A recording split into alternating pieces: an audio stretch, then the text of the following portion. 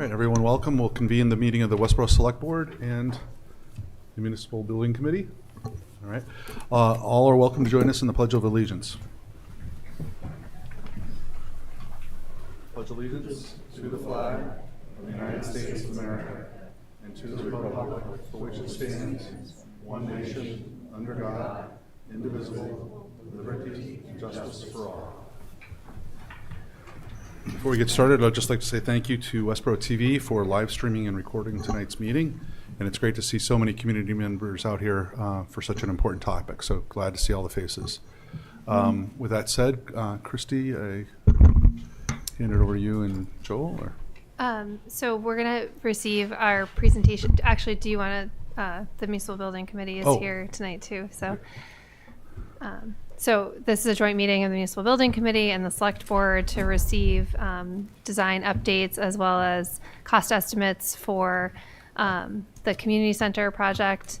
So this presentation has additional information beyond what you've seen before, and so we'll invite Joel Bargman, our architect from BH+A, to present. You can't hear me, sorry. So we're going to invite our architect, sorry about that, from BH+A to present. We also have in the audience our owner's project manager is available as well to answer questions. Terrific. Thank you very much. Welcome, Joel. Is that me or is that a little out of focus? A little bit. It's all out of focus. Right. There you go. Okay, thank you. I was going to go through the senior center current design,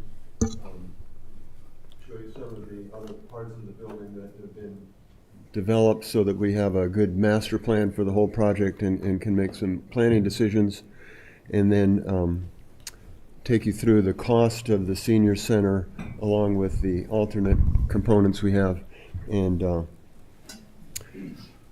the cost of some supplemental packages as well, because regardless of the senior center, there's a building there that when the building was purchased, there was a due diligence report. We've updated that, and that report had suggested some improvements, and so we're trying to get that into the workflow of the community, those improvements. So this is a plan of the current state of the senior center. You can see it's a very crisp and efficient and dense plan. It hasn't changed that much, but for those folks that are new here, the existing entry to the building is here, so that the main parking lot is to my left, and the audience is left of the drawing. And the new entry is where the existing entry is, because the sidewalk slopes, and that happens to be the accessible point of entry into the building. And it's very fortuitous. I like to take credit for the design, but the building really leads you to this, I think, a really wonderful opportunity where the entry comes in and you see this corridor goes through the senior center, connects to the future build-out space. To the top of that corridor is spaces that might be used by folks in the evening or other times during the day when they're not used by the seniors. So you have the multi-purpose room, the kitchen, and the bathrooms. And so that can be used anytime during the day, at night. That's accessible without going into the lower side of the spaces on the lower side of that corridor, which are the more private offices and dedicated working spaces. It's not to be said that some of those program rooms that are on the bottom portion of the building can't be used by different groups at night as well. Joel. But we envision mostly the multi-purpose room would achieve the most desirable visitation rate. Joel, if you could just bring the mic a little closer. Yep. People in the back are having trouble hearing. Thank you. Thank you. It sounded so loud to me. The kitchen is the blue, and again, it's just fortuitous. There's 4 aspects of the kitchen. One is to the right, upper right. It has its entry to the outside and to the rear parking lot for deliveries, for taking trash out of the kitchen, for service access into the building, into the kitchen and that. To the top part of the blue, pointing into the pink multi-purpose room, is a serving window. So when you have meals for seniors or other events in there, there's a serving counter, serving window, pass through. On the left side, and I have pictures to show you what this looks like, is a snack bar. It's a sort of called a grab and go little counter that serves folks that are in the lounge area, or it may serve folks that are upstairs in the recreation department, come down, grab a sandwich at lunch, take it back up, or take it out as they leave the building. But there's a grab and go, and then there's another lower level access for staff and that to get into the kitchen conveniently, sort of a back door into the kitchen. You don't have to go into the multi-purpose room and disturb everybody. So again, it's just sort of the fortuitous nature of the building, how wonderfully that portion of the building works out. The multi-purpose room, this room that has the tables and the chairs, looks like flowers, that is seating, and that's about 225 seats that we can get in there maximum. What we've done since it was last presented in public was there was a storage room in the multi-purpose room that took up 250 square feet of space. We moved that room into the gray area that's at the top of the future build out, so the chair and table storage is out of the multi-purpose room, and that got a whole nother row of tables. I think it's 24 seats that were added with that move. So that's the top part of the plan. The bottom part, you have on the left the offices for the seniors. On the right of the corridor is another row of green, which are sort of offices that people come to for services. So you have the nurse's office, you have a flex professional office, so it could be used at one point for legal services, wills, things like that. It could be used for Shine, insurance counseling, any type of accounting function professional that might want to come in and offer a service on an ongoing or random event. There's an office for that to happen. And then there's two other staff offices there. As we come to the corner, sort of a lot of debate about a room, and I sometimes hate to mention that it's a billiard room and a card room, but people go to our senior centers and they say, I never see any men in a senior center, and then there's a billiard room and it's filled with 24 guys, and another senior center having a tournament, and now I see why you need a billiard room in a building like this, because it attracts a different crowd, a different audience. As does the game room. It's very popular. We have 5 tables, Mahjong, bridge, a lot of activities, and that's sort of in the corner as a suite. So the card room can open up to the billiard room if you want to, and have a larger card game, or interconnect those two. And then on the far right are 2 programs spaces. You may go to other senior centers and you'd see 2 program spaces and then a fitness space. The reason that you don't have that on this plan is that there's 2 fitness rooms and a gym upstairs in the recreation space. So the idea has been not to duplicate that service, but to begin to integrate those 2 services. And to the right then we have the future build-out. I want to go through the future build-out at some point tonight, because I think it's important to understand the master plan of the building. I think how exciting the future build-out could be. And we're using that idea for the rooftop air conditioning and heating replacement is being in large part funded by Eversource through the MassSave program.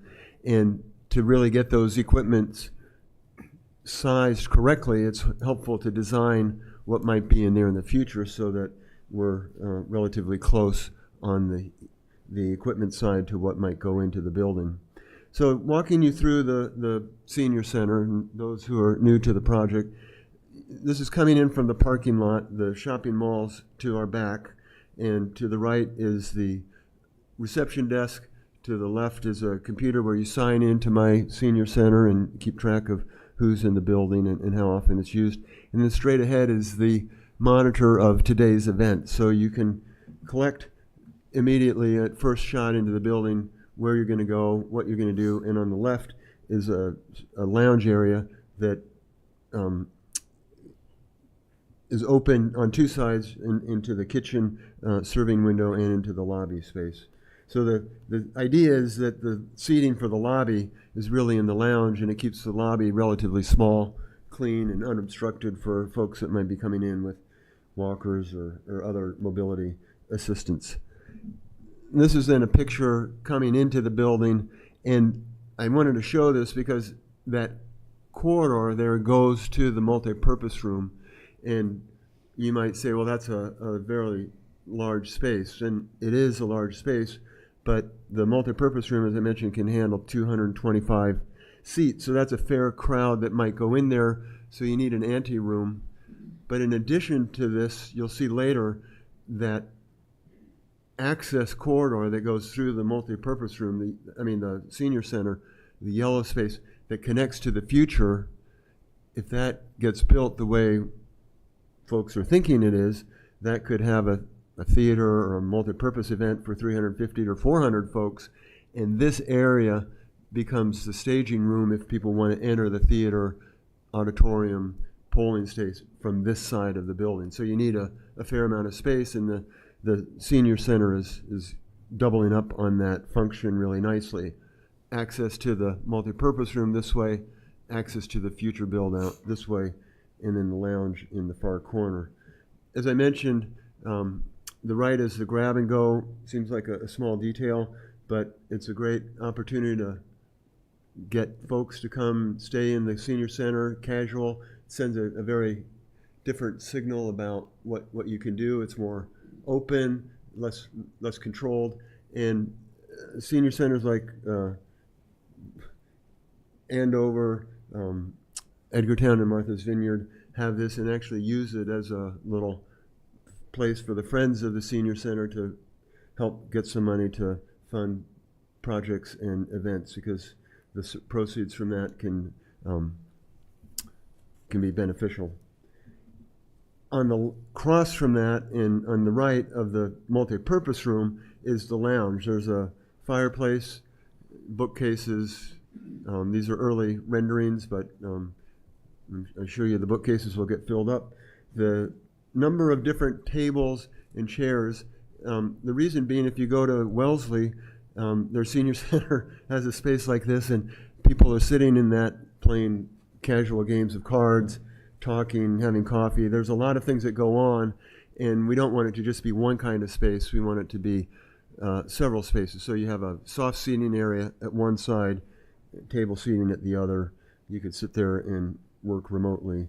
So this is being inside the lounge space.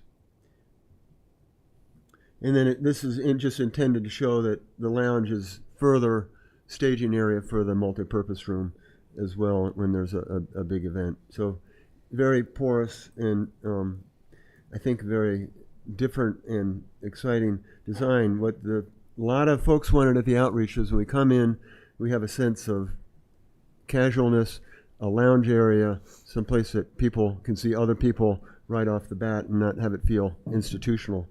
This is the multi-purpose room. That line in the ceiling is a drop-down wall, so there's two 1,200 square foot rooms and one long room if you want to have it as a single room.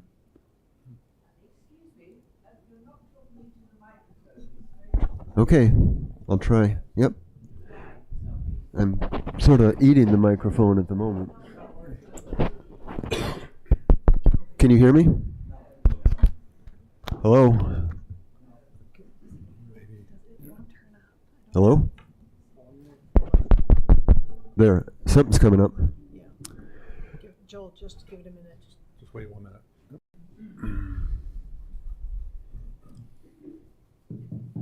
Test 1, 2. Test 1, 2. Is that working? Okay. This is the other view of the multi-purpose room, and this is an important view to think about. Those windows there open up into the parking lot. So the front of the building is on that side, and the future open space is in our back. So the There you go. concept of how to use the library, we just have one suggestion. If the library goes and uses a temporary space in the back side of the building, just want to keep in mind the door and that area there as a possible, one of several entry opportunities. This is a view of the billiard room. Most of the senior centers in this area have billiard teams, and they visit to different senior centers and have tournaments, friendly tournaments. But there's also a poker table and soft seating, so you can read a book, do work remotely. It's sort of a recreation room, and those two doors open into the club, card room, game room. This is a picture of that game room. We made it a little bit larger to get 5 tables in. That was a request from the Council on Aging. The doors were added so that if you wanted to have a bigger event, you could connect the billiard room with the card room. So, as I mentioned, there's temporary space in the back, and that has been discussed, and we met with the library folks and did a walkthrough for them to consider using that as a temporary library space, which I believe is going forward. And what this is just showing is a couple of ways you could enter that library space, and then think about if the library is in there for 18 months and you want to start the senior center before the library is complete, how you might handle the circulation. I think everybody's thinking initially that you would come in what is the existing front door to the former Steinmart space and the future front door of the senior center, which is the green corridor that would go straight through and provide the library with the front door onto the main side of the shopping mall. And that would take you through what is future senior center space and into the temporary library space. You know, with that, you could rather easily build out the senior center space on the lower side of the green corridor, or you could build out the space on the upper side. The contractor would have to work around that corridor, which isn't ideal. So another thought was you might open up with a more direct entry, and if you wanted to in the future start the senior center again before the library exits, the temporary entry to the library could be moved up to option 2, which would allow you to build 80% of the senior center and just defer finishing out that senior center multipurpose room as an interior fit out after that corridor departs. So that would allow a contractor to get in, do all the mechanicals on the roof, put the elevator and the stair in for the senior center, do a lot of other things, and still give the library a connection for some short amount of time. And then the third option is to put an accessible entry on the back side of the building and use that as an entry. That certainly gives you the most clear access to the building, but it's not the most obvious entry if you're trying to find the library from the shopping mall. But you could either build a temporary stair out of wood, you can rent stairs and rent ramps and put that there if you wanted to. So all we were doing here is saying there's some things to think about going forward in terms of access and how you might get to that library. The senior center, we're trying to get what's the essence of the building and the essence of the senior center in the project, and then what are the alternates. So one alternate consists of 2 things: an elevator that connects the first floor of the building and the recreation upstairs. And the second part of that would be a stair that would connect the senior center to the recreation space on the upstairs. You don't necessarily have to do both. You could do the elevator and not do the stair. I don't think you could do the stair and not do the elevator, but you don't have to do the stair. The reason that was proposed, and I'll show you a plan of the second floor, is that it makes a more direct connection between the floors, it gets the seniors to the second floor, to the pool, to the gym, to the fitness rooms, without otherwise having to exit the building, walking outside and coming in the lower entry where the cursor is, which is where the recreation department entry is, and that's the recreation department elevator. So a new elevator would allow you to make a connection more easily. It's a relatively big building. It would give you a backup on an elevator. That is a older elevator on the recreation side, but that is being looked at, and recommendations being for maintenance that may need to happen to keep it operating and functional. The other alternate is to put 2 additional program rooms long-term as the demographics continue to evolve, the senior population grows. The needs analysis showed that you could really justify additional program spaces, and so we have that as an alternate price to see what it would cost in the bids and possibly build out later. And then on the outside, there are 2 alternates. One is the whole building generator, and the reason that's an alternate is that the hope is that can be funded through a grant program, because the generator provides power to run the entire building, meaning that it can be a shelter for emergency management if there's a storm, power outage, if there's a heat event or a cold event and people need an area of refuge. There are grants available. That's a program that's run through the Emergency Management Services, aka Fire Department, and that's an alternate number so that as the project gets bid, we can have the number for the grant available. And then alternate 4 is to put that new entry on the back of the building that would provide space to the future build-out function. So let me show you that future project.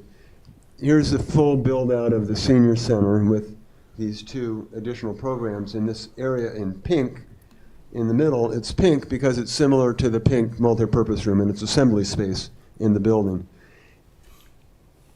I don't know who came up with the idea, but it's a brilliant idea, because I don't think anybody thinks you could have a theater, a banquet hall, and a game space, and a polling space in one area of the building that's just modular, convertible, and adaptable. So here it is. It's set up as a 350-seat theater with a stage. It could be theater in the round. It could be a proscenium stage. It could be any number of opportunities.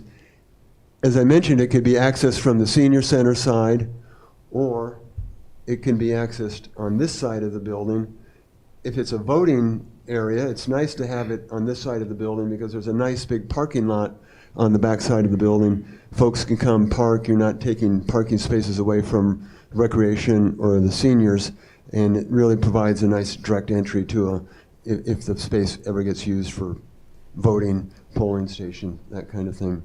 So one opportunity of that space is this theater idea, and in the lower right-hand corner there are existing bathrooms that we can conveniently enlarge, relatively simple, and it's in the right spot. It's not in the middle of the floor. And then working your way up that side of the plan, there happens to be a couple offices in a lower space underneath the mezzanine, and that's the veterans' offices.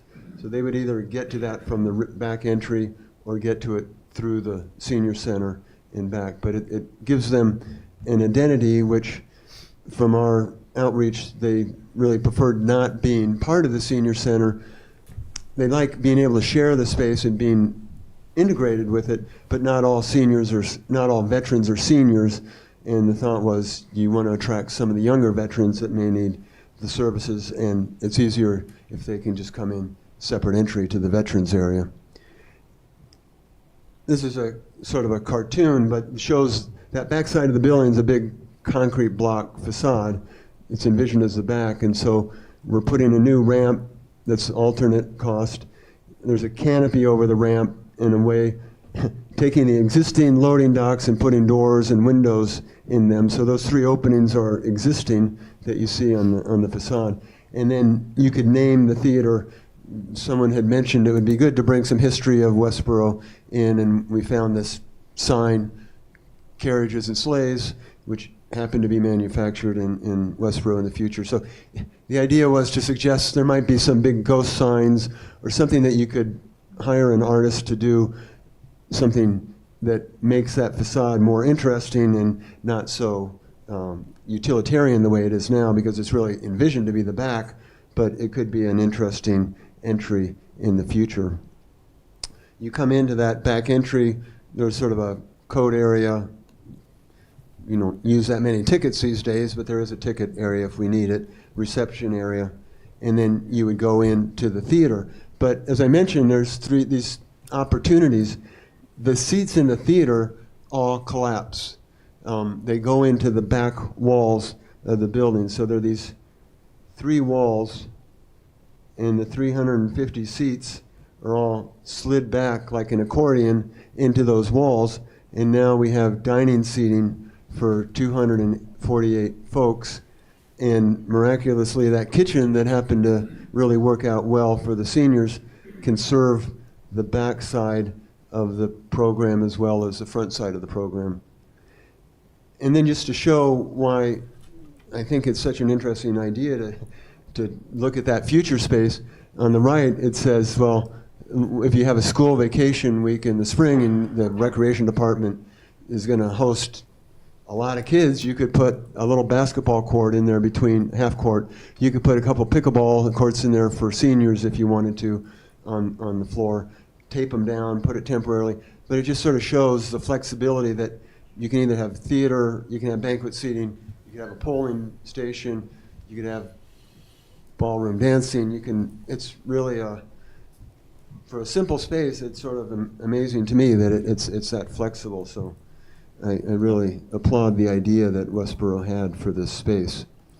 And this is a picture of the seats. You can see they just slide back into that back wall and they disappear, and the stage is also modular and disappears into that wall. And then that's the same view set up for tables. And that's just open up to give you a sense of the scale of the room. That's the beauty of Steinmart, is it's a high floor to ceiling space, and it's relatively wide columns. So it's a fortuitous opportunity. We've also done a master plan of the second floor, again, to help with the replacement of the rooftop units that is happening as part of the maintenance on the building, and I'll explain that future. Primarily, the future build-out of the second floor would be some program rooms and open play space in the middle that would be for a number of age groups of kids. So while you have a lot of spaces for seniors below, this would provide some spaces for younger kids. So the idea is you'd have a preschool space, you might have an elementary school space, and then a tweener, preteen, middle school, STEM area. 3 multi-purpose rooms around the flexible play area. That's surrounded by a walking track.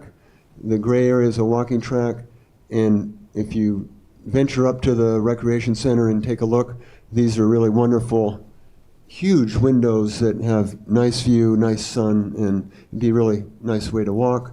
There's the existing gym. And in the future, we're suggesting that we could put the recreation offices on this side of the building, where the recreation offices would then have some windows, and the control of the traffic coming into the building is better, and the control point of the building would be here to capture visitors coming in, and that point also provides good visibility across the track and the open space of the building. The current location of the offices is here, where they don't have any windows, and it's a little bit cramped for what they need. That would become a program space, and these are 2 small existing program areas, between which leads to the pool, which is my last point. The pool is not functional today because the shell liner has deteriorated, and when that deteriorated, the chlorine water got into the lightweight concrete, and the concrete's gotten partially damaged. It's not catastrophic, but it needs to be replaced and repaired, and that is one of the future projects. This is just to show the future idea of the new reception desk sort of controls the access a little bit better to the top floor, and in how strategically they're in a nice location to see through the building and control a flexible program on the second floor. And that just shows that walking track heading towards one of the big windows. The pool's on your left. The pool has these wonderful windows as well. And then this shows how there's a spinning room, very easy to convert that into a program space. So that swimming pool on the bottom, a lot of feedback on making that a usable asset for the community. And so we have a set of drawings that's being prepared that would allow, if this funding for this passes, that pool renovation could happen after the fiscal year starts and the funds are available, and that could be made accessible independent of the senior center project or any other project. So there is a separate pool alternative that gets that up and running and sort of completes the basic components of the recreation floor. Okay, so the costs have come down a little bit. The senior center construction cost is $7.7 million. We have furniture, fixtures, audiovisual, IT equipment. Basically all the rooms are made for hearing impaired. They have audiovisual setups. So you have an ability to do hybrid programming for the seniors. And we did a survey of all the existing furniture at the existing COA and determined that for the most, about 90% of that really was relatively old and worthy of replacement, so that $746,000 includes a good chunk of new furniture. But if you divided it in half, it's sort of audio-visual, computer, head-end space for the server is half, and the furniture and fixtures is half. The soft costs include the clerk of the works, which is a full-time representative hired through CHA, and that's included in that 738. That's a big chunk of that, as well as the architect engineering that has to go on during construction of the senior center. And right now we're including a $690,000 contingency at 7.5%. I think that can come down, but we still don't know about the hazardous materials that may be in the soil below where the elevator is going. And until we fully understand that, we don't really want to lower the contingency. We have identified, it's been difficult to get a geotechnical engineer to go in and study that because the space is on an AUL and people are concerned about opening Pandora's box. But we do have an opportunity with a geotechnical engineer and a hygienicist to go in there and understand what that soil might be like. And once we do that, we might be able to lower that contingency. And then you have the escalation, so 6 months from town meeting to November, 12 months from town meeting to next year, and then 2 years to April 2027. The alternate prices, or the new elevator to the second floor, is $981,000. The reason that that's that cost is that there's an existing floor there that has to be cut. The steel beams have to be reframed, so it's not an exorbitant amount of work, but it's not just putting an elevator in. It's cutting the floor and putting the elevator in, and then subsequently, if you wanted to put a second stair in, that's the $228,000. The two program rooms on the first floor are shocking, $880,000. It's amazing to me what things cost these days, but that's the cost. And the new accessible entry to the auditorium, that ramp and the lights and that, is $626,000. So long-term, making that space fully accessible with its own parking lot seems not as expensive as I thought it was going to be. And then the emergency generator is $548,000. That, as I mentioned, may be grant fundable. And then here's a breakout of the pool costs. We have the liner replacement, we have some pool equipment, lane lines, safety equipment, and then the pool filtration equipment would be replaced. That's 20-year-old equipment. It's relatively rusty. It's got a lot of damage. It's not working that well. We've had our pool consultant go through, and we've had a South Shore Gunite take a look at it as a pool contractor. So the pool is a $406,000 project. Okay, as I mentioned in the beginning, and then I'll be done, there's some projects that are required regardless of what you do with the building, you have to keep the building maintained. And I don't think it was identified in the due diligence report that certain work needed to be done on the outside of the building. The due diligence report had that totaled up to be $64,000.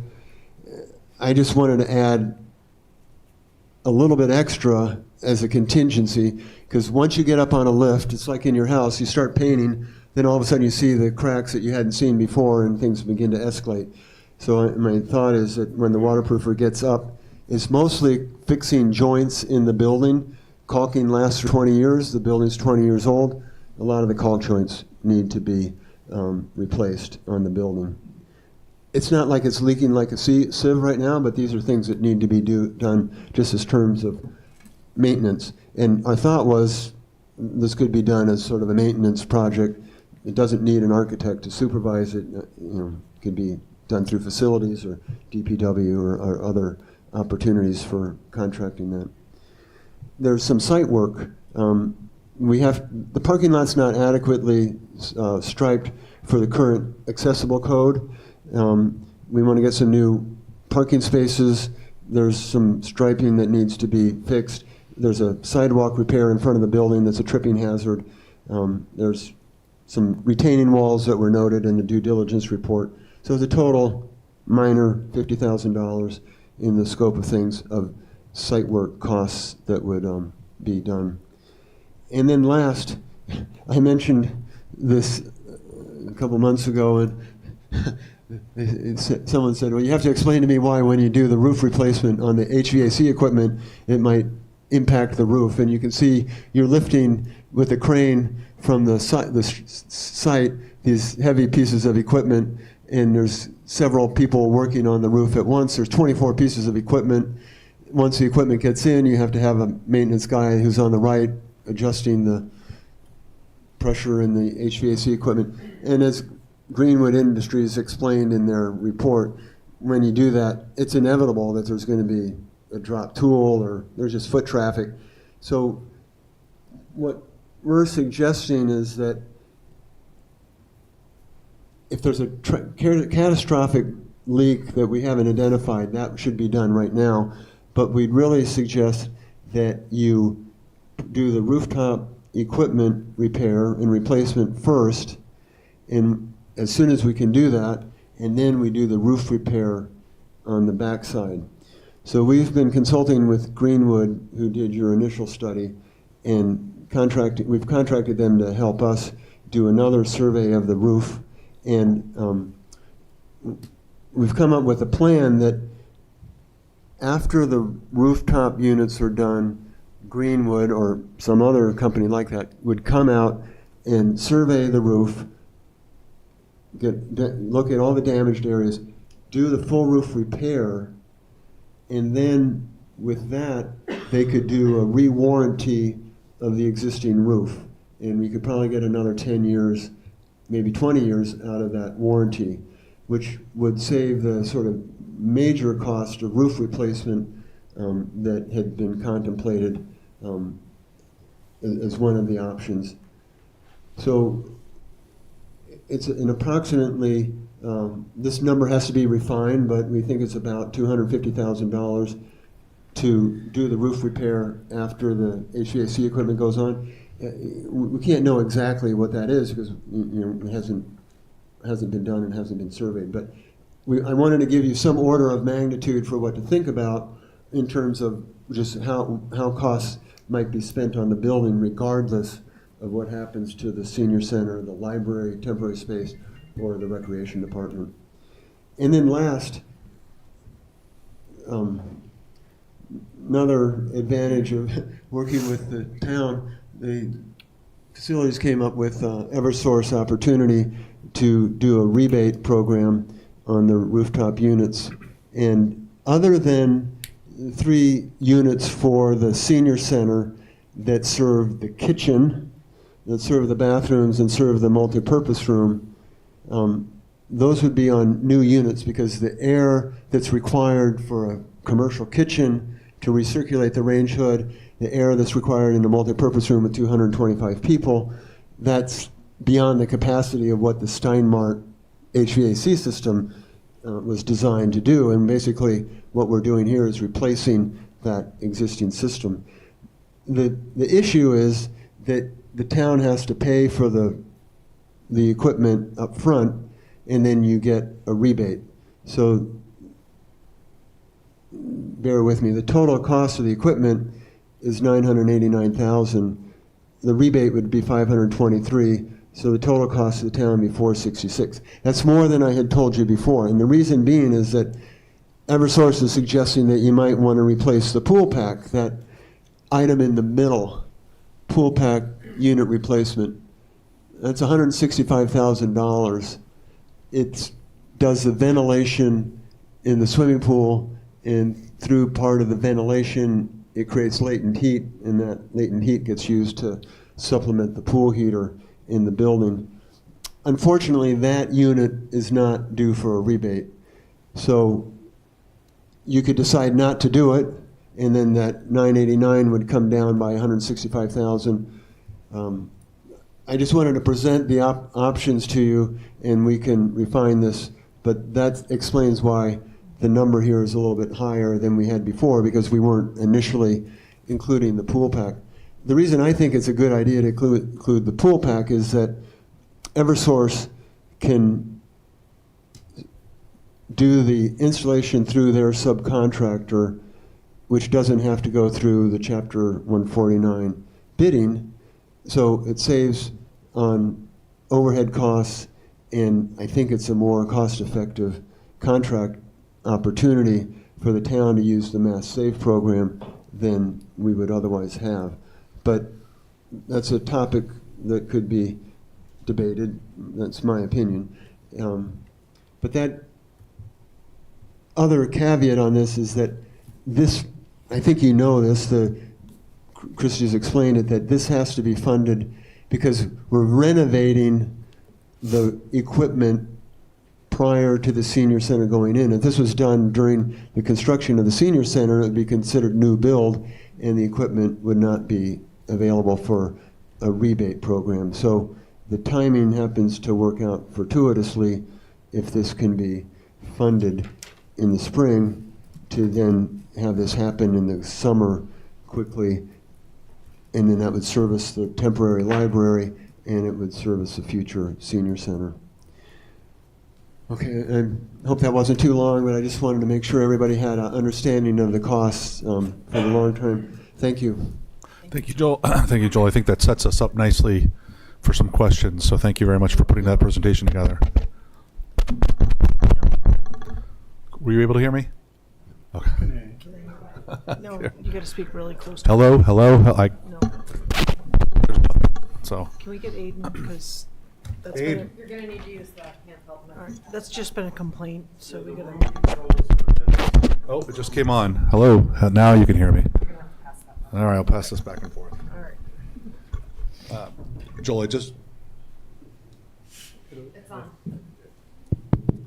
Joel, I just want to say thank you. That sets us up well, I think, for some good conversation. I appreciate you putting together the presentation and pulling together numbers for us. So at this point, I'll just open it up to the boards for questions, conversation that you may have about what was presented. All right. Peter. Peter O'Neill. Hope everybody can hear me. I sit on the Municipal Building Committee, and I just had a couple of questions. I have a lot of questions, but I have a couple that I'd like to have clarified a little bit. One of the total costs that we were just presented with was $9,892,700, whatever that is. $9,800,000. How's that? And then we had phases that were going to add another. I didn't get them all written down, and if he could put the screen back up, we could go over that. But what is the total that we're looking at the spending on this building just for, not talking about the future of the first floor where the library is going into? I'm talking about right now, just the $9,800,000.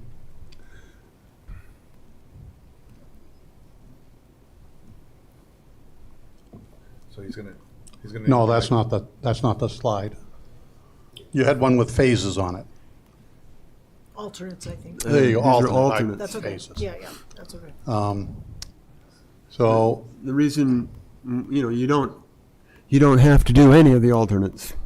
So an alternate 5 may not be a cost to the project, it may be a grant. That's the goal, at least. So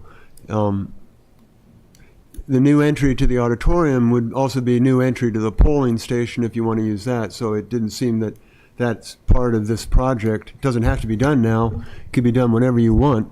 But that is not related to the senior center, alternate 4. In alternate 3, we had been asked to provide that as an alternate. I don't think it would, we've been asked to provide it. It's not in the base project. So none of those would have to be funded. The 9.8 would give you the full senior center, operational, open the doors, nothing's missing. if we didn't do the new stairs to the second floor, and I assume if you're talking the stairs and the elevator, we should really consider both because it's an emergency thing.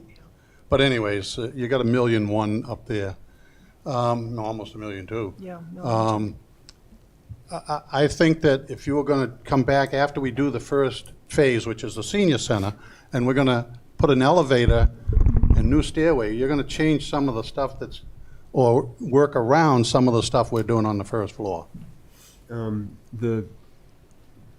I just think we're redoing, that's all.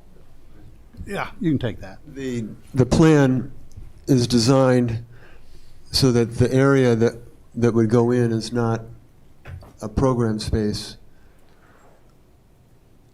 So that white room that's in the middle of the plan, right where the cursor is, that's where the stair goes that hits the ground.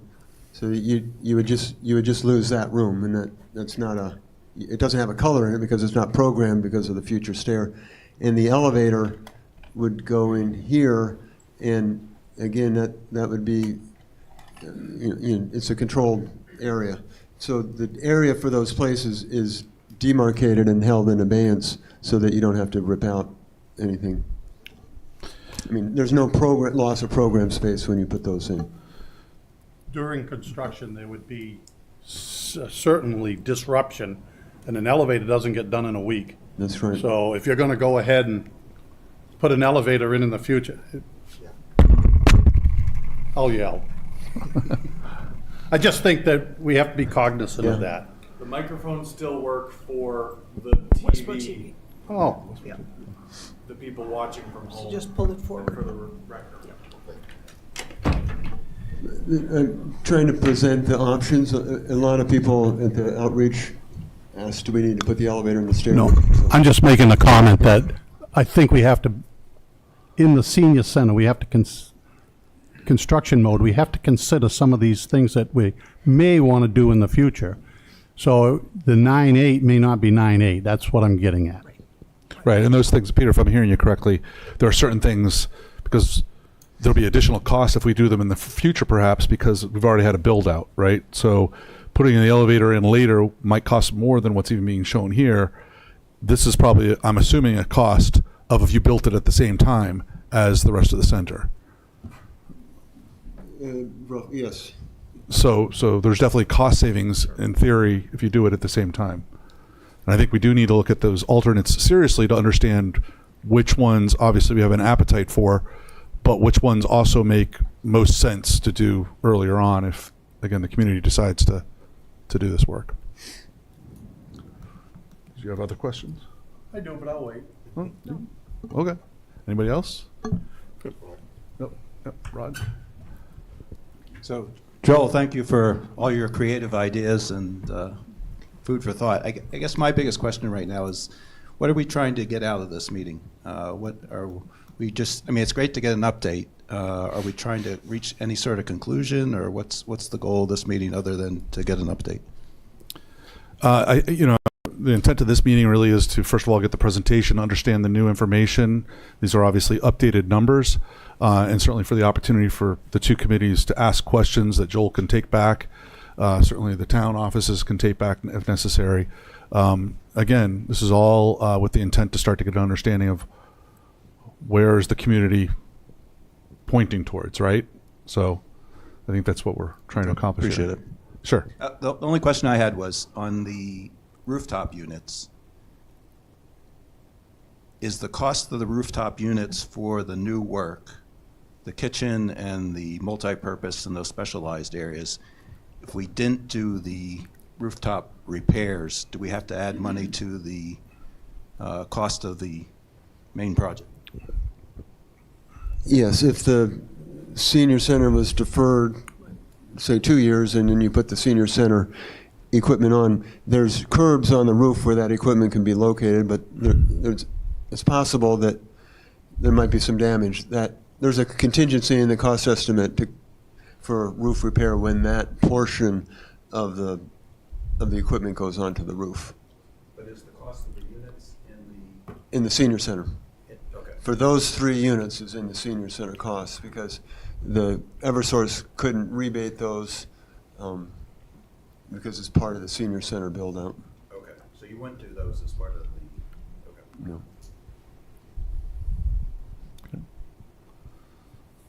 Rod, you good? All right. Others? Chief? Go ahead, Peter. Keep going. You mentioned rooftop units. We're going to replace 3, and we know we need a 4th one for the pool area or a heating system for the pool area. Am I right on that?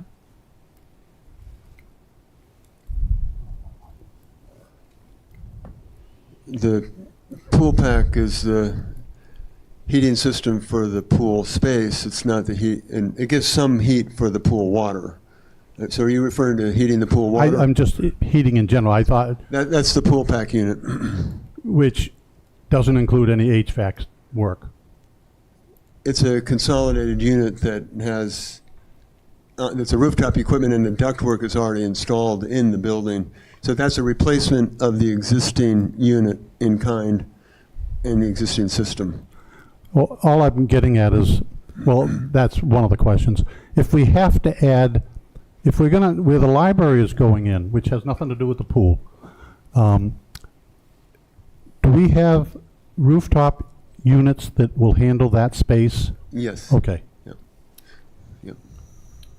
Sorry, I just want to clarify your point. Are you asking if in the renovation of the library, if units from the library that could be reused for this? Is that what you're asking? I wasn't sure whether we had to add a unit for the library.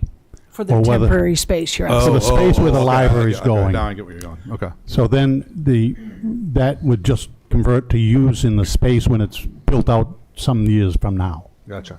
Okay. Joel, I have a question. I'm Al Gordon, chairman of the Municipal Building Committee. The units that are on the roof now, are they in failure? They're not in failure. They're working. They're keeping the building warm. They're 20 years old, and they have a limited life left. The gas piping is close to failure because not the piping is a problem, but all the supports that hold the piping up on the roof have failed, so that does need to be replaced. But they're not, it's not broken, but it's getting to the point where they will begin to fail. Okay. Now, with the units that we're going to be putting up on the roof, the new units, are they replacing what's there as far as where it's going to be placed on the roof? They're replacing on the roof with a new type of unit. It's a hybrid where it works heat pump up to a certain point, and then it has a gas backup to it. So it'll be much more efficient energy-wise and less fossil fuel using. But on those cold days like we're having now, there'll be a backup system for, that's why it's called the hybrid, to keep it warm. Okay, thank you. Yeah, I'm just trying to find my spot. Hold on 1 second. I can maybe buy a second. Yeah, Joel, thank you. Joel, can you jump to the roofing slide, please? I'm Tyler Wiseman with the Municipal Building Committee. So is there, Joel, we talked about this, I think, in past iterations, but the second line item, which is anticipated damage, is there any way that the town avoids damage to the roof after work has been done on it? Well, yeah. I mean, can you protect the roof? So I'm just asking if we're iterating on this roof project to a point where we can do it in a way that, there's no anticipated damage. Yeah, I think that it's probably hard because you can see on the upper left, they're using the existing vertical riser to put the new equipment on. There's going to need to be some new flashing around the new equipment and inevitably issues there. So I think that I guess maybe to sharpen this a bit more, did we previously talk about an iteration of this where that work gets done and then the roof gets resealed? that was another option. That's quite a more expensive option. Yeah. Okay, very good. And in talking with Greenwood, they thought that it might be your best option to get more life out of the existing roof and more cost effective. Okay, fair enough.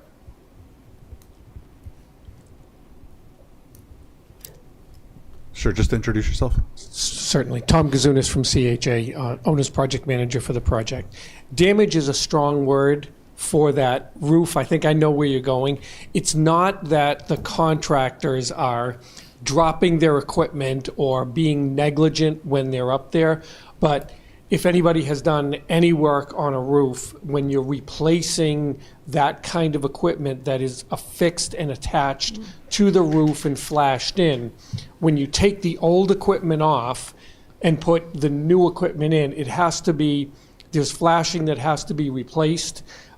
It then has to get tied into the roof membrane system that is up there. So that's the inherent damage that occurs when you replace equipment.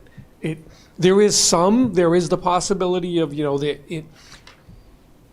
hammer being dropped, that kind of thing, but the real cost is the replacement of that, all of that tie-in that has to happen when you replace equipment on a roof.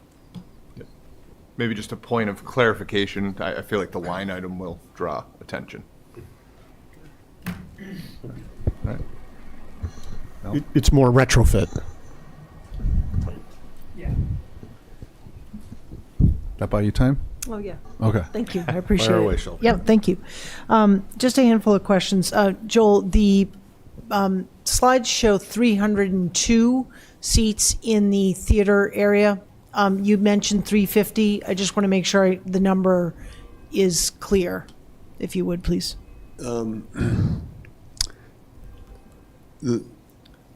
I guess it's 302. That we had some movable seats. Okay. So I have to check if it might have been 302 fixed, and then we had a couple. Thank you. If you could just, if that number needs clarity, if you could just update the slide, Yes. that'd be great. Thank you. Thank you. The walking track on the second floor, what is the distance of that? Do you have an approximate? I don't know. I forgot what that is, but it's a lot of laps to the mile. It's probably somewhere between 20 and 25. Okay. It's a short, but That's fine. That's fine. You don't know, at some point, if we can just get an update. Again, I know that's not first phase. I will say that, the track happens to be the most popular element in the community centers, and everybody says it's a fitness component, and I say, well, go to a track. There's never somebody walking alone. It's always 2 or 3 people. It's a very good way of creating community and It's a good asset. Yeah, absolutely. On the pool, you mentioned several elements that need to be replaced on the pool. Does the cost contemplate replacement of chlorine or salts, chlorine salts? Is it a like-for-like replacement? I mean, there are different pool Yeah, we weren't, and there's a saltwater filtration and there's a chlorine filtration. The thought was to stick with the chlorine. That's the way the pool was designed, and most of the equipment is that way, but they hadn't looked at the salt water. Okay. So I would be interested in understanding that from, I mean, we're replacing the filtration system and equipment. If we're replacing that, what is the cost of that? Not only for there's the initial replacement cost, but also the long-term maintenance, chlorine versus salt. In my residential experience, saltwater pools are less expensive to maintain long-term, but the upfront can be more expensive. So I'm not in your business, but if we could get that, that would be helpful. Okay. Let's see here. And if you could go to your slide, I think before this on the overall, the senior center costs, the one with the big numbers. Thank you. So the soft cost, just to be clear, that includes your services, CHA, engineering, all kind of professional costs in that number. And the clerk of the works, who's a full-time clerk for 12 months. Okay. I didn't know that was an actual person. I thought that was kind of a general term. So No, thank you it's a for. person. I thought that was all of you guys. Okay. All right.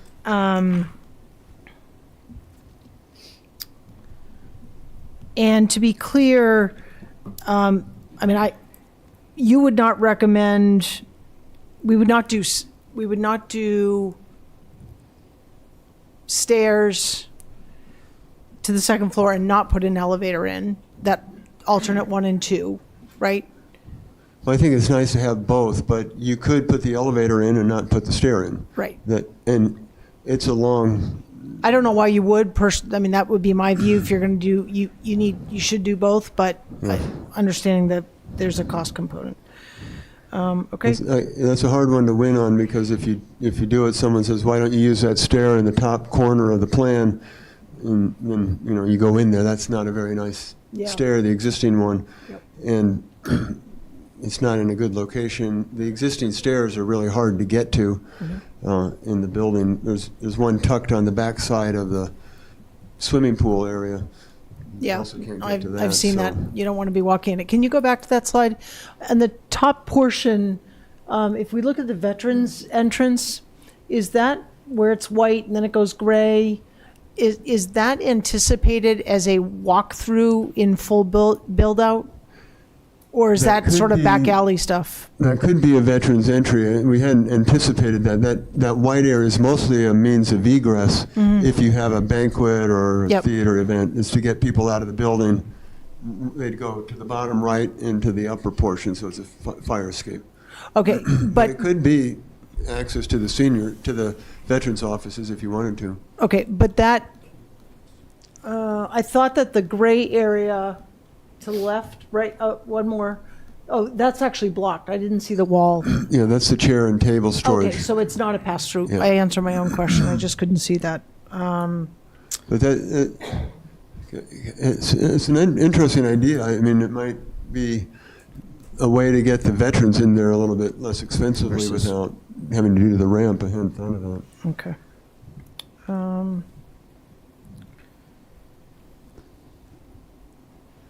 Okay, and on the roof repair, just going back to that, it seemed like the way you presented it, the costs at 200 and call it 50,000 are just a rough estimate. How confident are we on this number in present day costs today? It's a guesstimate because Greenwood had budgeted, I think it was $64,000 for the repairs. Yep. And in talking to them, we tried to come up with what we thought would be a reasonable. We should have just rounded it off to 250,000. I don't. Yep. But Well, So it's a budget to carry that you have in mind for that scope. Yeah, and I guess I'm trying to understand, are we more like at 250 or could that move to 500? I'm just trying to get a rough order of how accurate is this guesstimate. I would think it's 250 or less. That's Okay. the hope, that 250 is the cap. Okay.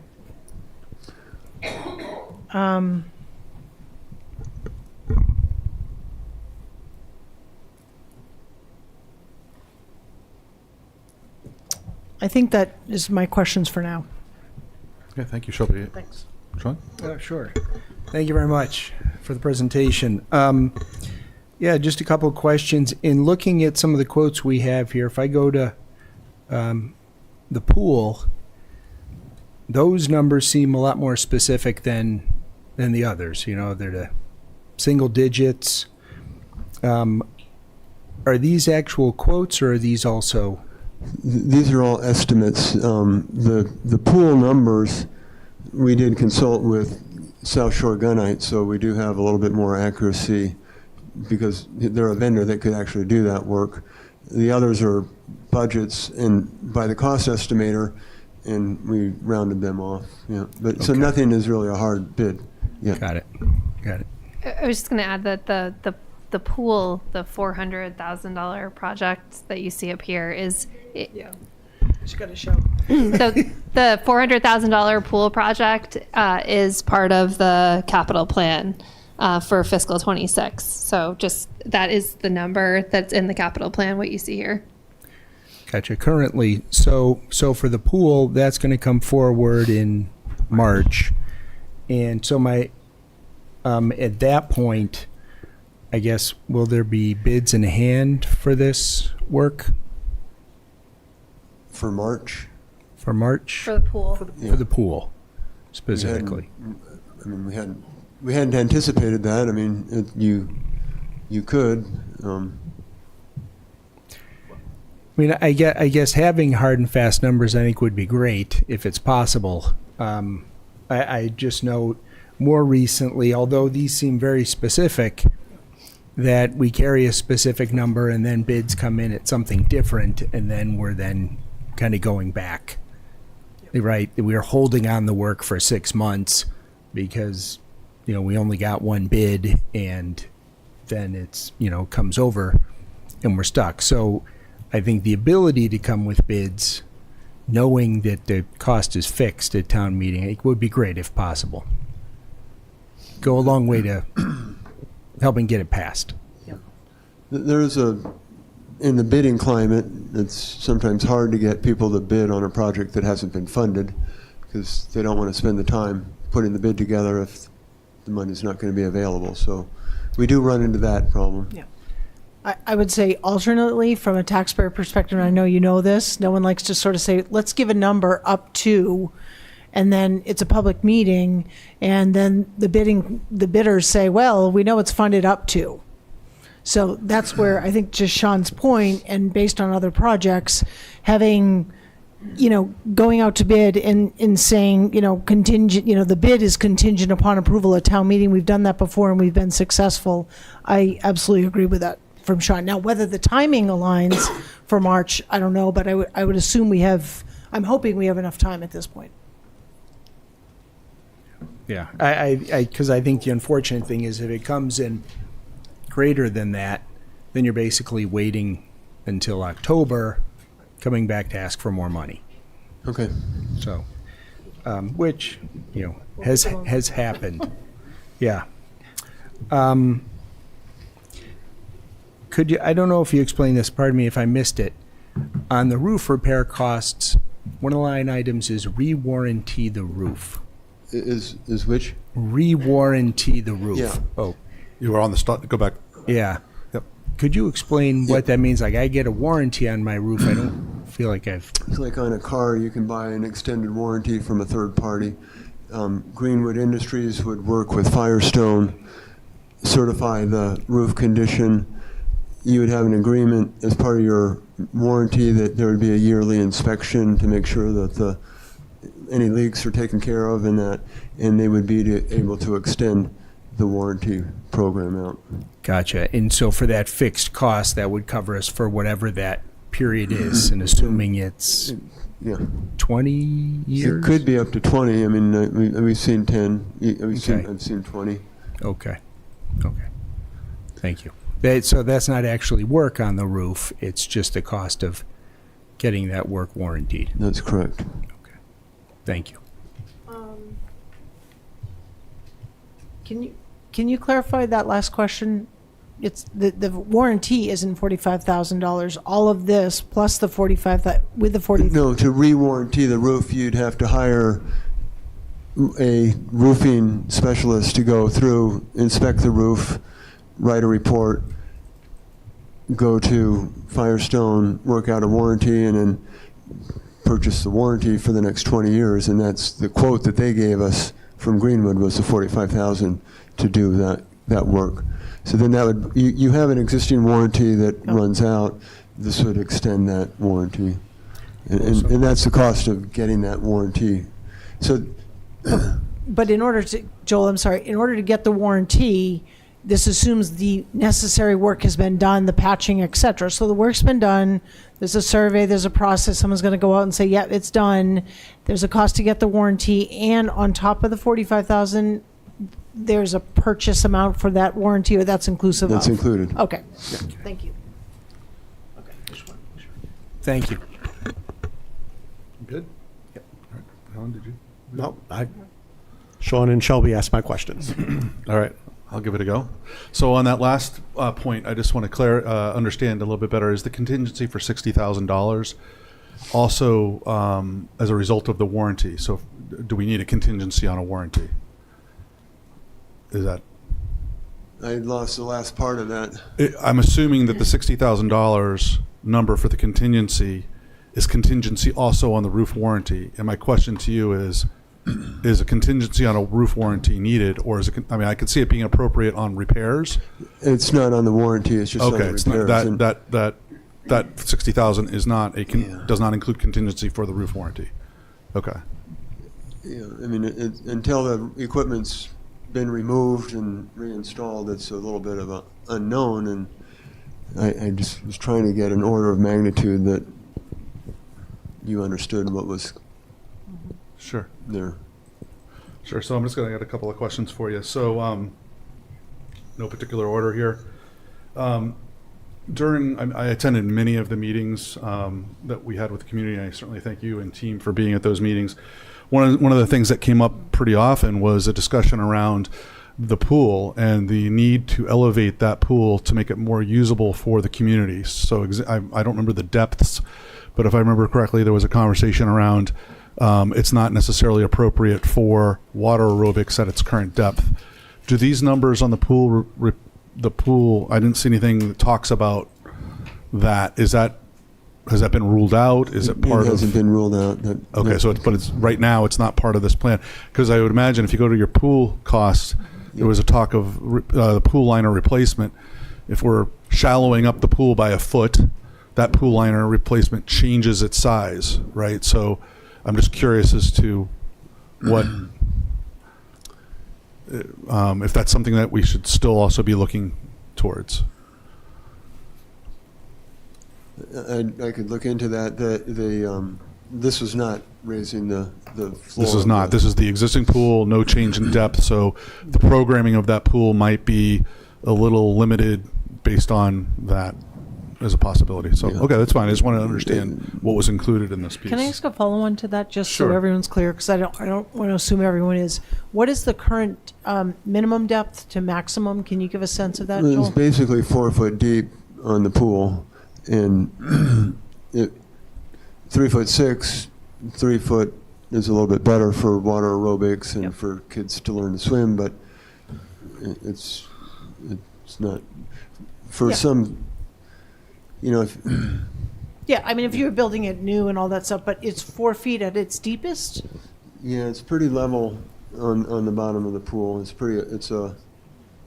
I thought it was. I haven't measured the pool person. I can get you that. I haven't measured it myself, but Kim Joel. seems to have.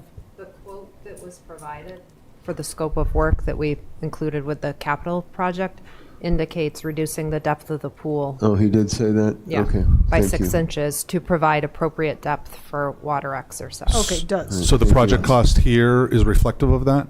The capital request for 406,000. So yes. Yep. Yes. Okay. Okay, thank you.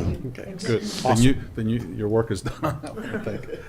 I'm not familiar with the term clerk of works. What does that mean? Never heard it before. It's all the detail. So we don't use the term clerk of the works. We use on-site representative because our on-site representatives are far more than a clerk of the works. Clerk of the works is monitoring the quantities that come in and the personnel that come in and out of a construction project. On-site representative is there and is the eyes and ears for the community on a full-time basis as all of the work is being done. The design team does their periodic inspections and comes in on a periodic basis. They're not there full-time. Project manager is not there full-time. Our on-site representative would be there full-time, monitoring all of the work, again, making sure that what's on the plans and specs is what you are getting by the contractor. It's not different than what we have for every other building project. It's required. So. Okay. Yeah, and that helps because I was trying to differentiate between the OPM and the clerk of the works. You know, obviously not knowing what that meant, wanted to kind of understand where that line is. And so thank you. Appreciate that. Is it indeed required? No, an OPM is required for the project. An OSR or clerk of the works, whichever term you want to use, again, we use OSR, is not required. But again, the design team is on the project. Not casting any aspirations against anyone, but design team is not there full-time. PM, project manager, is not there full-time. You would not have someone there full-time as the work is happening. Is there a size to a project which then determines the need for that role? And is this, I mean, we're exceeding that, I'm assuming, but is there a size? We recommend an on-site representative to be there for every project that is having any level of construction done. I won't tell you the community, but I was assigned to a project in a community where they split an OSR between two projects that were happening simultaneously, and there was multiple lawsuits and multiple millions of dollars of remedial work that had to be done because it was the same contractor, and they were, as the OSR left one site to go to the other, they hit a lot of things. Yeah, and I appreciate that. I guess my question was more around from a cost perspective, right? We're talking about phasing this project. And if we split it into 2, 3, how many ever phases based on what Joel's presenting to us, is there an advantage to phasing it in relation to the need for a clerk of the works? If we're saying, hey, phase 1 is this size and it doesn't require a clerk, that's a cost savings, right? Yeah, I'm just wondering. Yeah, I mean, I know you're asking the professionals. I would say I would not support a project where there's not constant supervision by the town's representative on site. I'm looking at our Well, fellow. that's what I honestly, I thought that's what the OPM was. So that's why I'm a little surprised. You know, does the OPM on a project this size show up every other day, once a week? You know, what is the level of involvement that I can expect from an OPM, and how does that relate to the clerk of the works? If you as the OPM are showing up every other day or once a week, and you're talking with the contractors and the managements of the contract teams doing the work and making sure, hey, the light bulbs were screwed in and the painting was done and, you know, whatnot. What does that clerk of the works bring to us above and beyond that is, I guess, my question. It is literally the full-time on-site eyes and ears of the project. For every minute that the gate is open and work is happening. PMs are there on a periodic basis, depending on what phase and where things are at. Would certainly be there for, the owner, architect, contractor meetings, for change order review. There are different meetings that happen and different things that happen over the life of the project as it's moving through. We're there performing all of those tasks. The OSR is truly the eyes and ears on the project Okay. full-time. Thank you. That's through the OPM. That is correct. Through- Yeah, so I think So- folks on the municipal building committee who have been through these other projects, I mean, we had an OPM that came to all of your meetings, but we had someone on site to watch the project happen. So Well, that was a question I was going to ask is, if and when the Municipal Building Committee takes the oversight on this, who's going to come to us? Is it going to be the OPM or the Clerk of the Works to give the monthly report and submit everything to us? Both. That with CHA, the OSR attends as well as the project manager. That was my question. Thank you. I think my next question, I think, is going to be to Joel. And I realize that these are renderings, but I just wondering, the track itself. We talk a lot about that track. In the rendering, it shows what looks to be like just regular carpeting. If we have, as described, people walking in groups of 3 or 4, doing 25 laps to get a mile, multiple times a day, I can imagine a regular carpeting wearing out pretty quick. Is there going to be a need for rubber athletic flooring? I'm sorry, go ahead. It's rubber athletic flooring. Okay, so you're going to put a rubber, because Yeah. to me it looked like it was just a different colored carpet, so Yeah. I just wanted to understand if that was part of the costing here. Okay. On the pool pack, and again, I wrote these questions down based on how things are going around. On the pool pack, is it reasonable to say that there's more risk to the community on cost if we were to replace that later? Yes. Back to the roof damage issues. That's correct. And one of the nice things about the Eversource is that that's a quote. So they've said that's what the cost will be. That's a fixed number. Okay. You have, in one of your earlier slides, you have option 3 for that back entrance, and then later on you have alternate 4. And I wanted to understand how those two relate to each other. Oh, I was just saying that we've met with the library folks and walked through the building, and how you get to the temporary library space was discussed, and I just was trying to do a diagram that said how you might think about that access. If, for example, you decided that you wanted to fund the senior center next spring and the library is not finished yet, you could move the entry around to the library and build out the senior center, and Yeah. that's a flexible component.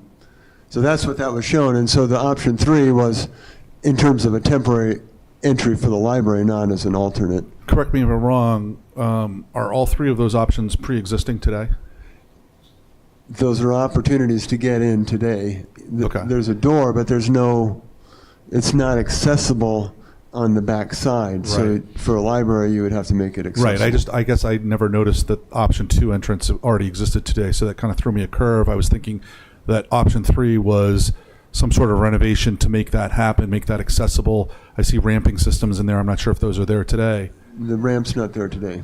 Right, so my question to you is, if we went with option 3 here and built that out, that doesn't look like the same thing that's in alternate 4. That's correct. What we were saying is that if you, it could be a temporary, you could rent stairs and rent a ramp, you could build a wood ramp, or you could go ahead and fund the concrete complete finished stairs. So that was what I was trying to cover. Okay, so that's definitely something to Because consider. I didn't want to say to get the rear entry in for the temporary library, you have to spend $650,000. That's Okay, that's kind of what I wanted to understand. Obviously, we don't want to undo anything as well, Yeah. right? I think to Peter's point earlier on another topic is we don't want to go backwards wherever possible. Yep. Okay.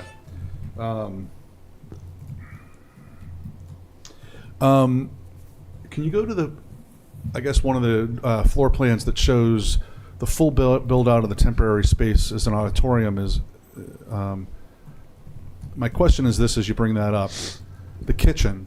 We're talking about 200 plus individuals in the upper shared space, and we're talking about another 300 plus individuals potentially in the auditorium space, and that's not even including people in the senior center at any point given time. My question is that kitchen's of sufficient size?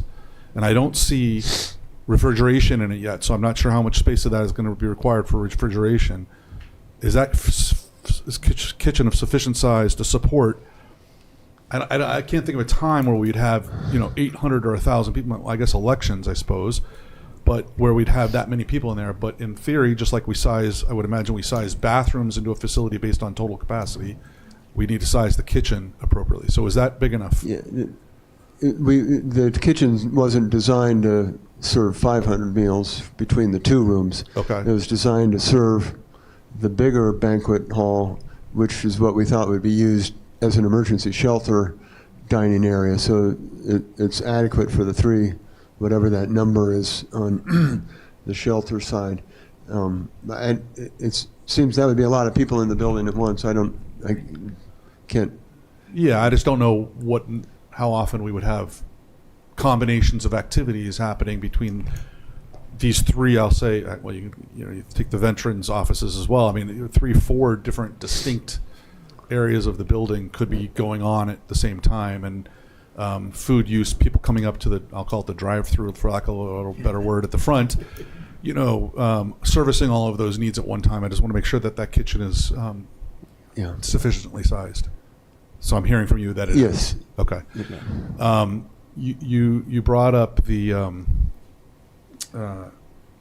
emergency shelter piece, which was another question I had. And this is really more for the town side, and I would probably look for Pat at a future meeting or something to give the answer. I don't know what we are for capacity in the town. I know the town has grown in size significantly as far as number of residents. Where are we with capacity for an emergency shelter? And I'm looking at the potential generator need to convert this building into it, and is that necessary when we have multiple other large facilities in town that I believe have generator capability on them? So we're going to have we actually have a meeting scheduled early next week to talk about the space as an emergency shelter. Right now, the emergency shelter that would accommodate folks overnight is the high school. And so we have an interest in, and Pat can talk about this more, in moving it out of the high school in order to store all of our items, like all the cots and things that we need, all in one location. Also, to enable, depending on what the emergency is, to enable school to continue if that's the type of emergency that we are experiencing, and be able to move it over here. So we actually we already applied for a grant, but given the delay of the project, we'll need to obviously wait until a different cycle. But creating funding generators for emergency shelters is something that we expect could be covered by a grant. Okay. Thank you.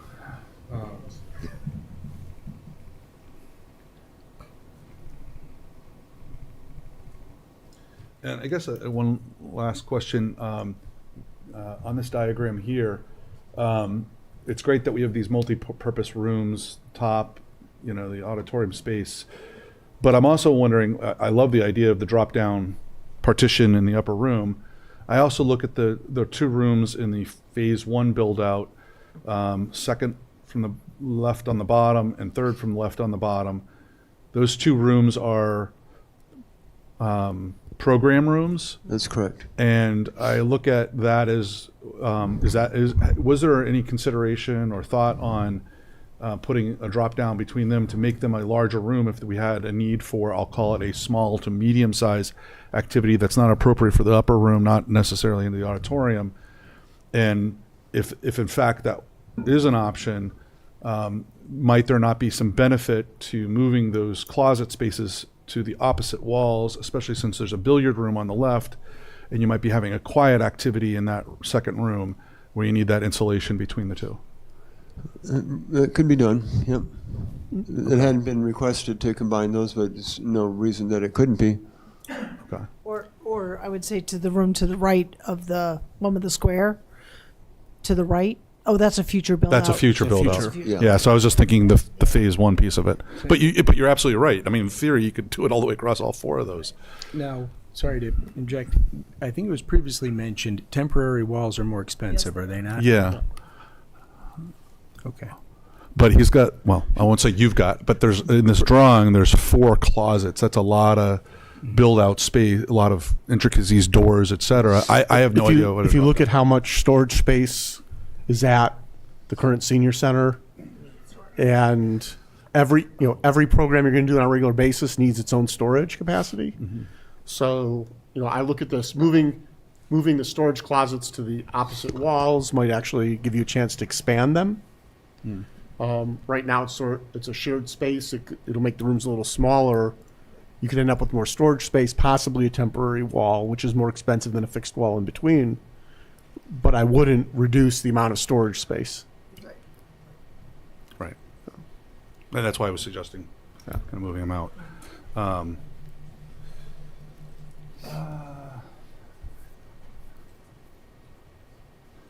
I'll just make note, just one last comment. I do appreciate that if you zoomed in on that, the upper bathroom is near the elevator area. The women's room is spec'd at 200 square feet and the men's room is 199 square feet. So I appreciate that having been done. So thank you very much. I'll see if there's any final questions from the committees. Peter? Yes, that's right. You did say you had some more. Go ahead. I'll try and be brief. I hate to keep going backwards on this, but I need a little bit more clarification on the OPM and the site inspectors, or whatever you call that. When we did the building over at the Forbes Municipal building, we had a design team, an architect, we had an OPM, and I thought, and I may be wrong, I was asking Al this, did not the OPM have an on-site person that watched everything that happened? And Yes. that's my Yes. question. So is that included in this project right now? That's Yes. The cost of having one of Yes. those guys? Yes. Okay. I'll leave the He was reassuring us that we're going to get the same type of relationship and service as we did on these previous projects. So I learned something new tonight on that one. I didn't know that position existed, so appreciate it. Any others? I feel like Peter has more questions on the roof. Now's the time. Come on. Seriously, I'd If love to I'm hear. still on the board at the time when we get through this project, I hate to be coming back before the town to say, this roof needs more work than what we've earmarked right now.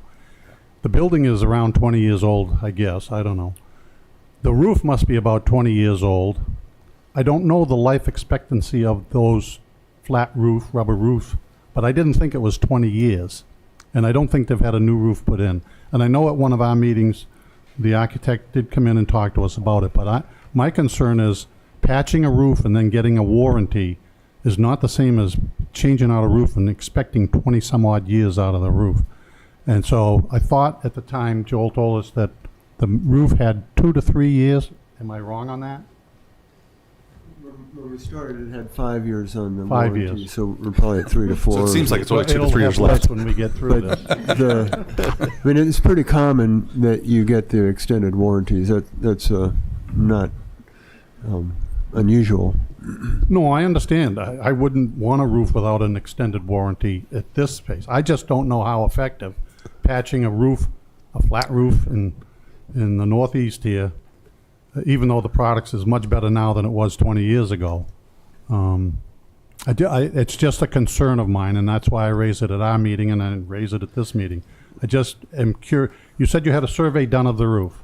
There was a survey done, and sort of following up on your issue is we've arranged to hire Greenwood to go and update that survey, so that's in the works since Okay, so we last met. none of that's included in the pricing right now. That hasn't been included yet because we of the don't. holidays.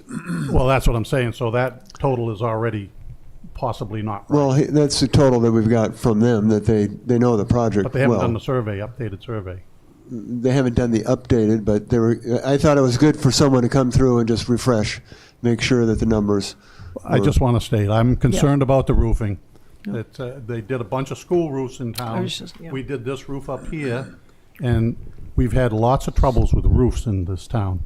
And I'm just concerned a 20-year-old roof with a warranty doesn't mean the roof is going to give you another maybe 10 more years. I can't imagine they'll give us a 20-year warranty on a 20-year-old roof, even when you go in and patch some of the questionable areas. I've been in construction for 50 years, and I've seen my share of failed roofs after being warranted. So that's all I just want to say. Joel, I've got a question, just in regards to the company that you have that will do the inspection of the roof and everything. Do they also do the architectural inspection inside the building for where the supports are to make sure that everything's going to fit, so we don't run into a problem like we had at the Forbes building when we went to put the units up there? That the HVAC, everything is going to fit? Yes. You mean in support? Right. So That was the problem we had at the Forbes building, is you don't know what's inside the roof because it's closed in. And when they went to put the units on the roof, they found the supports weren't where they were supposed to be, so they had to put the units down on the ground, and they were down for an extended period of time. They got infested with rodents, and it created a lot of damage, and it took a long time to get them running right. So the units are going on the existing curbs. It's a one-for-one replacement, and Eversource and their subcontractor have been on the roof, so they know the conditions. It's based on the existing conditions. Okay. Thank you.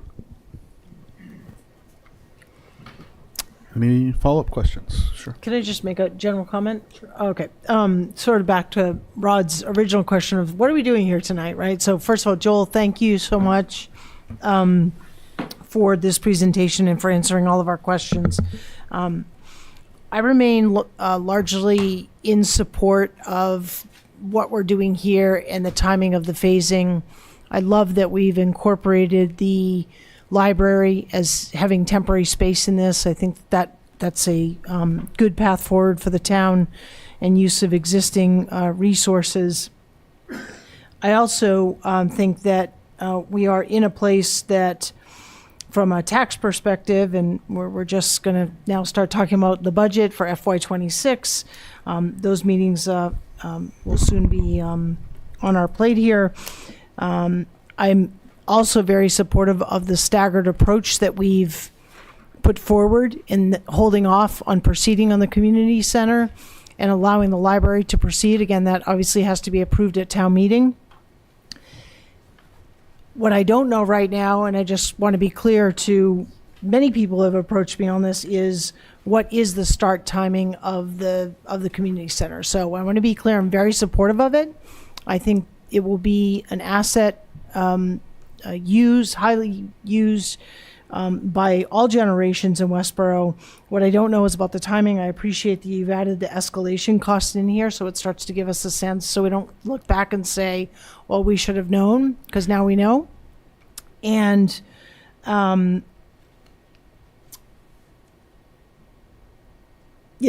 think, I guess I'll just leave it at that in terms of, I think that the holding off of this project until the library passes and then taking another look at this potentially at fall meeting 2025, but in my mind, more realistically, annual town meeting 2026, if I got my calendar right, is sort of what's in my mind. I could be convinced otherwise, but I just want to share that with everyone. Thank you, Shelby. Any other comments, questions? My only question, we don't have to answer it now, is, how do we make a decision on the alternates? Are we going to bid them all out and then see what the numbers are, or are we going to try to figure out what we want prior to? I would expect that we would bid them all out. Right. We actually did something similar with the fire station. I remember one of the alternates was a heated apron, and that was something that the committee at the time decided not to move forward with, but it's just an example that we would want to understand the actual cost and then make decisions about it.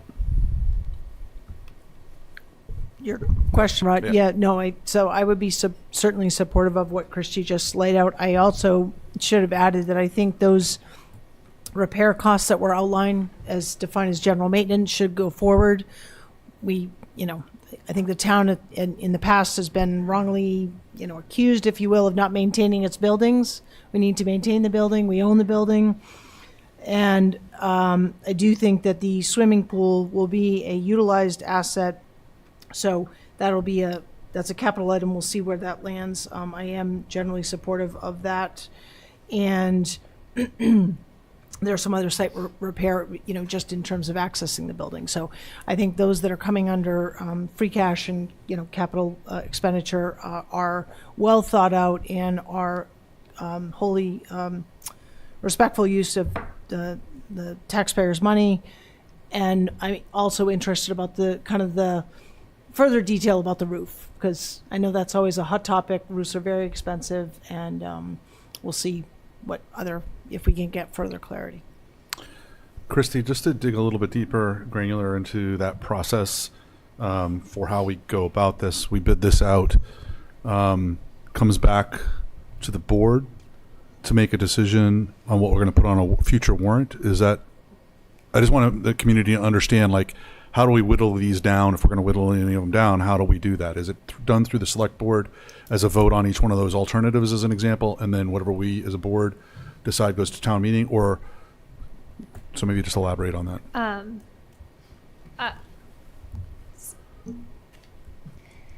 sorry. This project is unique in that it's the select board has taken a larger leadership role here, as opposed to other projects where, thank you, where the municipal building committee, I think, would have sort of taken it on earlier. And I think that makes sense, because we were really working on public engagement to try to understand what we wanted to have in the building, which has never been the role of the municipal building committee.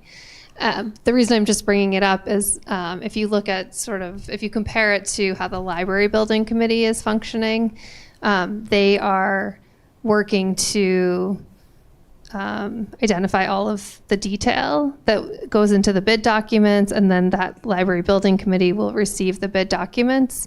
That being said, I think just in the discussions with the municipal building committee, I think that they want to be partners in this. Okay.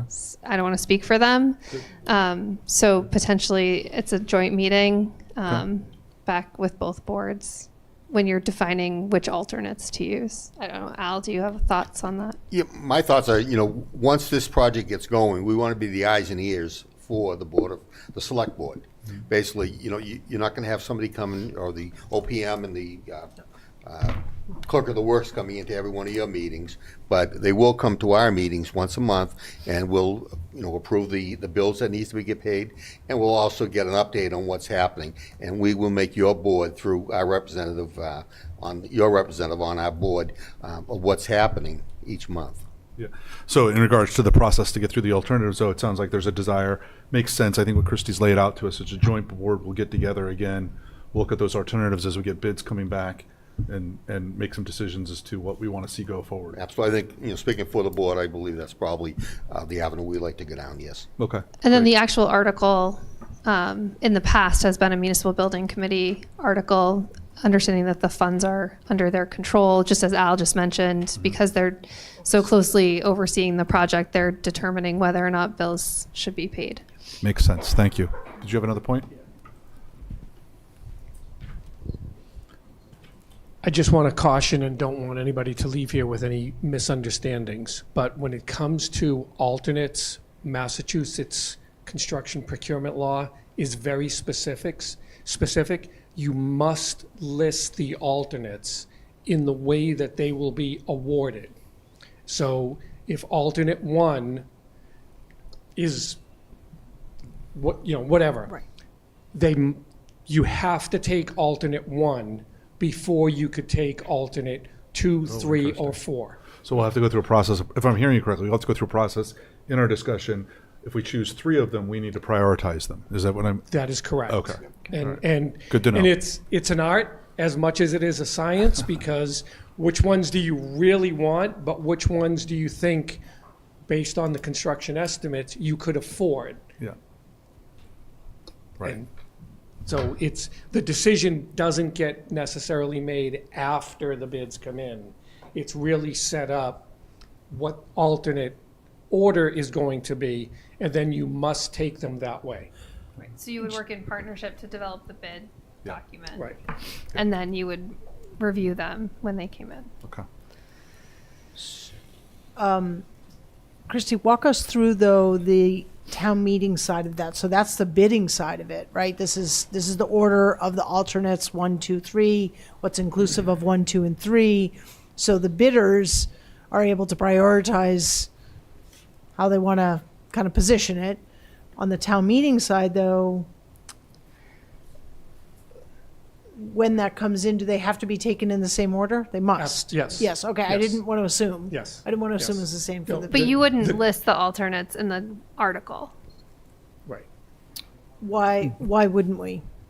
Well, you would ask for the amount for which you would need to cover the cost of the project, and that would be determined by.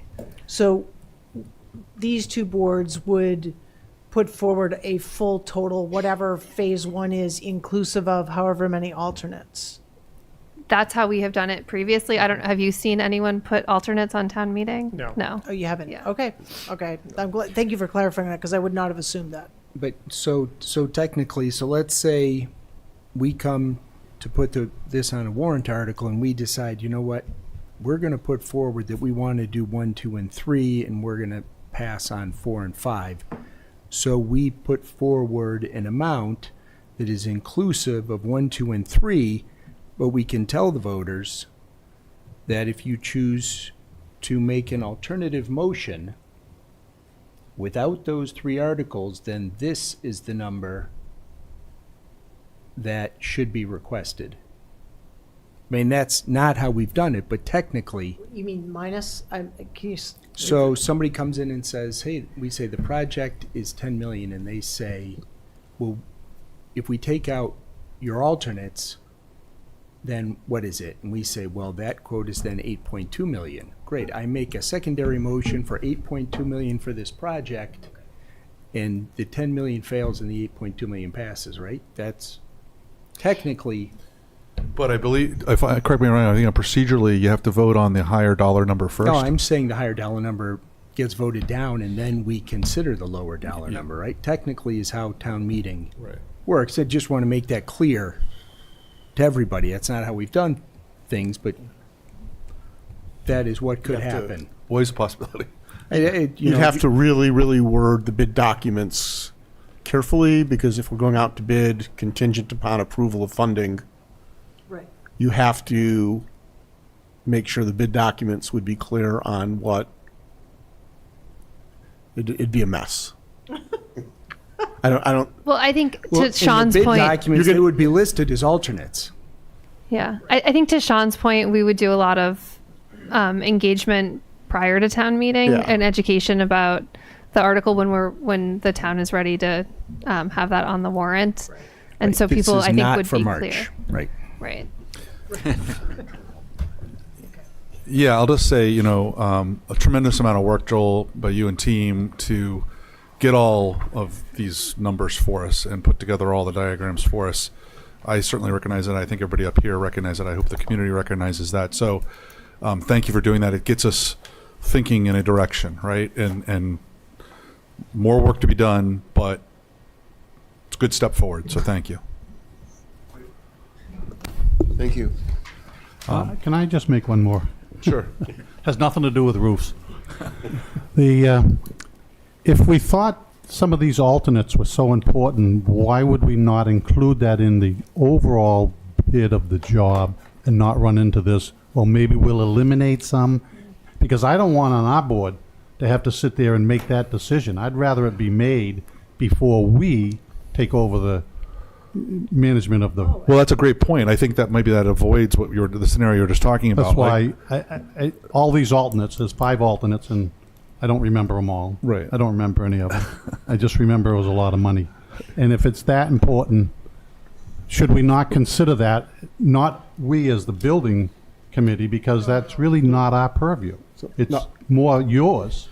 Right, but the consideration of the alternates is what we would add to phase 1. So for example, we can build the senior center without an elevator and a central stair to the second floor. It'll have if someone's in the senior center for one program and they want to go do an exercise program, they'll have to walk outside in the cold weather to the other entrance and go up the elevator to the second floor. We could say we're not going to do that as part of phase one, but when we do the rest of the build out of the first floor, we'll add it then. Same thing with the 2 additional program rooms in the senior center. We're saying phase one of the senior center will have 2 program rooms, but when we do the next phase, which is the multi-purpose room and the veterans center, that's when we'd add them. So it's not necessarily if we're going to do these, it's will we do this as part of this initial project, or will we wait until a later phase of, the next round, the next phase of development? Well, and Peter, I'll try to. I don't want to speak don't for. put I don't. words in my mouth. I don't want to speak for you, but I think. I think everything's to this point an alternate. Having a kitchen is an alternate, right? And we've decided to incorporate that into the base design. And if I heard you correctly, what you're saying is, why would we not, as a board, decide on those 5 alternates to what we want to put into phase 1, phase 2, phase 3, not call them alternates. We've just decided to add those in as a component of that phase and avoid the scenario I think that you've outlined in regards to how the state requires alternates to be listed. Just put them in there as part of the design, to your point. That's exactly what I said. Okay, so. So the Municipal Building Committee has made decisions about alternates as part of their role in the past. So I think it makes sense to work on the bid documents in partnership. But I do think that Municipal Building Committee can offer a perspective, just like the Select Board can offer a perspective. Before we go to town meeting. Before you go out, even go out to bid. Before we go to bid. Yeah. We appreciate the years of knowledge on your side with the table, so yes. All right, what else? Anything else? All right, I'll look for a motion to adjourn the select board. So moved. Second. All those in favor? Thank you. You didn't convene, so I guess. No, we're good. I'm not offended. All right.